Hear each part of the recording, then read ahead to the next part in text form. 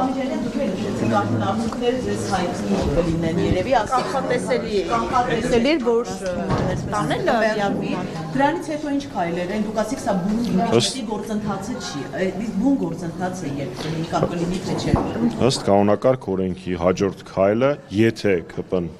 բացասական եզրակացություն տա հանձնաժողովում այս հարցը գնալու է ազգային ժողովի լիագումար նիստ որտեղ քվեարկվելու է դրա օրակարգ մտնել չմտնելու հարցը ինչ պահանջում է կանոնակարգ օրենքը դա էլ տեղի է ունենալու այդ առաջին մասը ինչ վերաբերում է իմպիչմենտի գործընթացին նախ իմպիչմենտի գործընթացը վաղուց է սկսված պարզապես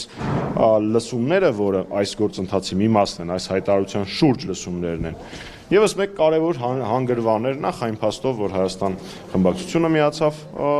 նախաձեռնությանը, երկրորդ տեսնելով, թե ինչ կոնսոլիդացիա էր առկա արտախորհրդարանական ուժերի եւ հասարակական միավորների կողմից, ուստի սա եւս մեկ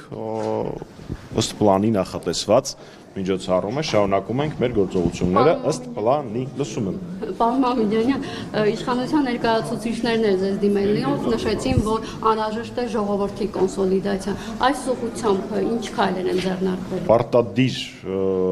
իմպիչմենտի գործընթացը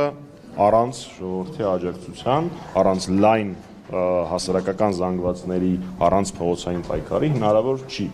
եւ դա իշխանության ներկայացուցիչները գիտեն եւ եթե ուշադիր լսեիք այդ հարցի մեջ վախը այդ իրողությունից նկատվում էր այո դա անբաժանելի եւ կարեւորագույն մասն է վարչապետին ամուսնություն հայտնելու եւ հենց այդպես էլ տեղի է ունենալու ԿՊ-ից падգամավորների միացումը գործընթացը։ Ինչպես է ժողովրդին դիմել ԿՊ-ականներ ում հետ բանակցում եք եւ ովքեր գոնե ասել որտեղ օրինակ Հովիկ Աղազարյանը նախկին ԿՊ-ական ամենայն դեպս ուժեր կային որ հաջողվել չի հաջողվել համոզել։ Ես լուրերը չեմ մեկնաբանի, ես Հովիկ Աղազարյանի ուղիղ հայտարարությունը կմեկնաբանեմ, որը ավարտվում էր, որ հնարավոր են քննարկումներ եւ այլն եւ այլն։ Դրանից ավել ոչ մի բան կարծում եմ մեկնաբանումներ չկան։ Մեկնաբանություններ չկան։ Ինչ վերաբերում է ԿՊ-ականների հետ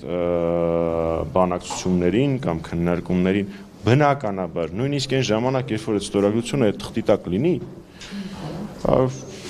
շատ վտանգավոր է դա հանրայնացնել, այլ ուր մնաց բանակցային փուլում դա հանրայնացնել, որովհետև ոնց էր ասում Տիկին Ջուլհակյանը, ամենաժողովրդավար, Ամերիկայի Միացյալ Նահանգներից ավելի խոսքի ազատ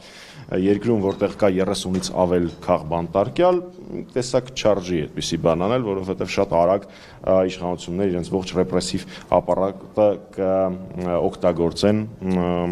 այդ ԿՊ-ականների ուղղությամբ։ Ինչ վերաբերում է ժողովրդի կմիանան, թե ոչ, այդ թվում նաև հիմա, ինչև այդ նիստի ժամանակ, մենք դա ենք անում, որովհետև մեր քաղաքացիները Այն նրանք, ովքեր դեռևս խաբված են Փաշինյանի կողմից, պիտի տեսնեն, որ իրենց խաբել են, իրենց ասել են ձայն տվեք, կգնանք Շուշին հադրութը դեօկուպացնենք, բայց արդյունքում Արցախը հանձնեն ու նորից չթվարկեմ, ամբողջ հայտարարության մեջ նշված։ Սա բարդ, ամենօրյա աշխատանք պարահանջող, բոլոր խողովակներով օգտագործմամբ, սկսած ձեր, այսինքն ԶԼՄ-ների խողովակը, վերջացած անհատական հանդիպումներով եւ անհնազանդության ակցիաներով։ Այնպես որ այդ ողջ սպեկտրը օգտագործվելու է։ Գիտեք, այս հարցերը ես ձեզ չեմ թիրախավորում բացարձակ, խնդրում ճիշտ ընկալել։ Մանավանդ մի քիչ առաջ Տիկին Ջուլհակյանը թվարկում էր բոլոր անգամները, երբ մենք փորձել ենք իշխանապողություն իրագործել, դա մեզ հանդիմանանք չի, դա մեզ գովեստ է։ Մենք խոստացել ենք անել ամեն ինչ Փաշինյանին հեռացնելու համար, մենք ամեն ինչ անում ենք։ Եվ ես վարկյան անգամ չեմ ամաչում փորձերի համար։ Ես ափսոսում եմ, որ դրանք իրենց հիմնական նպատակին չեն հասել, բայց ես յուրաքանչյուր իմ հայրենակցին, իմ պայքարի քրոջը կամ եղբորը կարող եմ ուղիղ նայել աչքերի մեջ եւ ասել. մենք անդադար փորձել ենք եւ շարունակում ենք օգտագործել ողջ գործիքակազմը Փաշինյանին հեռացնելու համար։ Պարոն Մամիջանյան, Հովիկ Աղազարյանը 24 նիստի եթերում հայտարարություն արեց, որ կմիանա իմպիչմենտին, եթե համաձայնության կաք, որ ժամանակավոր կառավարության կազմը ինքը եւ Հակոբ Ասլանյանն են որոշում։ Հիմա հնարավոր է քննարկել այս հարցը։ Ես մի քիչ առաջ ասացի, որ սա պաշտոնների բաժանման այդպես գործընթաց լսել եմ հարցը դեպի Միքայել։ Գիտեք, երբ որ արդեն բանակցություններ են գնում, թե ինչ պաշտոն ա ուզում, դա արդեն նշանակում է, որ որոշակի սկիզբ կա։ Ինձ թվում է, եթե մի տարի առաջ ինչ-որ մեկը ասեր, որ Հովիկ Ղազարյանի հետ քննարկելու ենք Նիկոլ Փաշինյանի նկատմամբ համոստահություն հայտնելու գործընթացը ինքն էլ տենց քննարկելու է դա, ոչ մեկ դրան չէր հավատա։ Նորմալ է, քննարկումներ են։ Դե դրանք ինչ արդյունքի կբերեն, մենք մեր քաղաքացիներին անպայման կտայեկացնենք։ Պարոն Մամիջանյան, իսկ Սաղաթելյանը հայտարարեց, որ ողջամիտ ժամկետում, այսպես ասած, այս գործընթացը ավարտելու հստակեցրել եք ողջամիտ ժամկետը որն է։ ՆՔՊԱ-ականները ասում են, որ եթե սենց գնա ավելի լավ է գուցե հասնենք հերթական ընտրությունների։ Ողջամիտ ժամկետ դուք հստակեցրել եք, այսինքն այդ ստորագրությունները հանձնելուց հետո ինչքան ժամանակում պետք է այս գործընթացը գլուխ բերել, ոչ միայն 36, այլ դուք լսումների ժամանակ ասացիք, որ մինչև չունենանք անհրաժեշտ 54, այսինքն ԿՊ-ից էլ միացողներ, այսպես այս գործընթացը չեք համարի ավարտված։ Նախ մենք լսումների ժամանակ չենք ասել, որ 54-ով ենք մուտք անելու, մենք ի սկզբանե գործընթացը մեկնարկելուց ենք դա ասել, այլ որևէ թիվ երբևէ չի հնչել, սա մեկ։ Երկրորդ, ես լսել եմ լսումների ժամանակ պարոն Սաղաթելյանի ելույթը, այլ որևէ ձևաչափով մեր հետ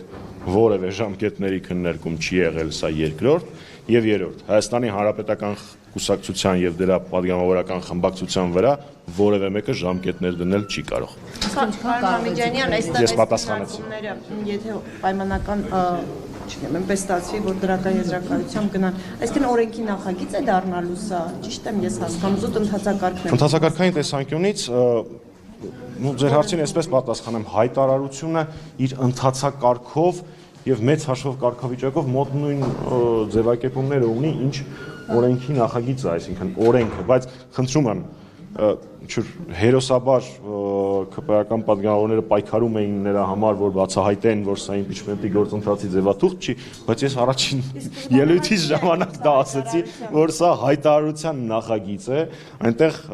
արձանագրված են փաստեր, որոնք գիտեն բոլորը, անխտիր բոլորը, պարզապես դրանց ամենատեսանելիները, ամենաաղաղակողները հավաքված են մի փաստաթղթի մեջ եւ ներկայացված է հայտարարություն, որի շրջանակներում իրականացվեց լսումները, որը իր նպատակին ավելի քան ծառայեց, ներողություն եմ խնդրում, եւս մեկ անգամ վերահաստատեմ, բոլորը տենց հերոսաբար փորձում են ապացուցել, որ սա իմպիչմենտի գործընթաց չի, մենք ի սկզբանե ասել ենք, որ սա իմպիչմենտի գործընթաց չի, սա հայտարարության տեքստ է։ Եվ հենց դրա վերաբերյալ պարոն Մամիջանյան, այստեղ էլ հիմնական չէ, բայց այսպես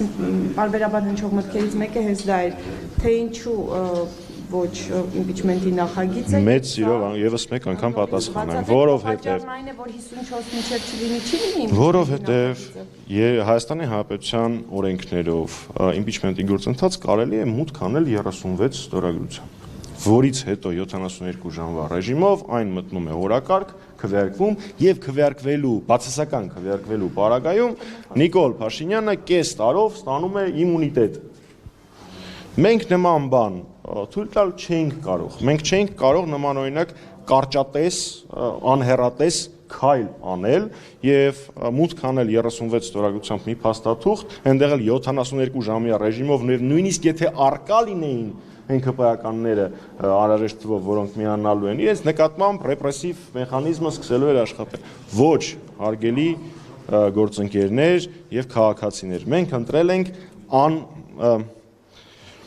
պարտվելու հավանականություն չենթադրող ճանապարհը, մինչև չլինի 54, մենք այդ թուղթը մուտք չենք անելու, այսինքն վերաձևակերպեմ, մուտքը թուղթ անելու պահին արդեն գործընթացը հաղթանակած է լինելու, որովհետև անհրաժեշտ է լինելու 54 ձայն, իսկ այդ 54-ը արդեն ստորագրած են լինելու։ Հա, սա է մոդելը։ Շատ են տալիս այդ հարցը, թե երբ, ինչու, ինչքան ժամանակ,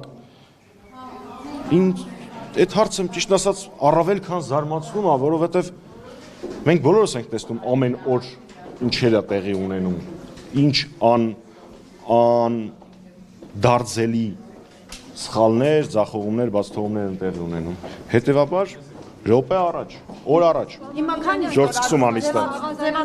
հիմա քանի Այս պահին կա պարոն Մամիջանյան։ Հովիկ Ղազարյանի հետ բանակցություններ ընթանում են, սա մեկ, բովանդակության մասին բացարձակ չեմ մեկնաբանում, ընթանում է։ Ինչ վերաբերում է հիմա քանի ստորագրություններ կան, ձևաթուղթը փոխանցված է Հայաստան խմբակցության մեր գործընկերներին, իրենց ստորագրությունները այդ ձևաթղթի տակ դնելու համար։ Չեք վերցրել։ Չէ, դեռ հետ չենք վերցրել, բայց տեխնիկական խնդիրների մասին է խոսքը։ Շնորհակալություն։ Իսկ սկսել է։ Լավ, ասեք,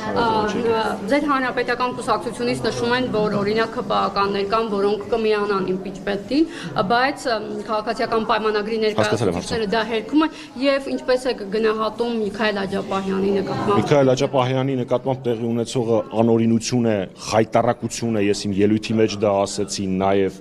անընդունելի է եւ ինքը քաղբանտարկյալ է, իսկ ինչ վերաբերում է ԿՊԱ-ականներին, զարմանալի կլներ, որ ԿՊԱ-ականները գային, ասեին իհարկե միանալու ենք, կարծում եմ այդտեղ ինչ-որ մեկնաբանելու բան չկա։ Լուրջ ես հիմա Ռուստամ Բաքարյանի ասածը մեկնաբանեմ, դժվար, շնորհակալություն։